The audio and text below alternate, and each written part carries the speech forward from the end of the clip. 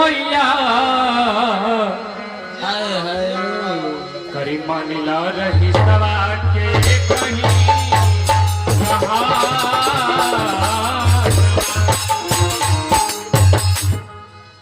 देखिए हमने के समाज में सबसे पहले गणेश भगवान के याद किया जाता है। एक मुखड़े मंत्र से सेवा कर भैया भक्त खाता के हे बाबा रघु ऐसा काम करने के हमने के समाज में सबसे पहले रघु के पूजा होके लगा। कैसे कहता है कुणाल भैया अरे मंगल के दाता रउआ भाव पहले समझ लियो के बा अरे बिगड़ी बनाई जी जय हो कि गौरी के ललना हमारा के बा हरे अंगना में आई जी अरे गौरी के ललना हमारा। कैसे कहता मास्टर कैसे अरे मंगल के दाता रहुआ अभी गड़ी बनाई जी जय हो अरे मंगल के दाता रहुआ अभी गड़ी बनाई जी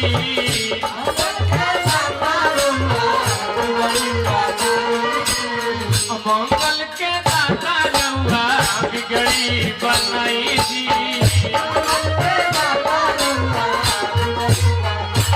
गौरी के ललना हमारा अंगना में आई जी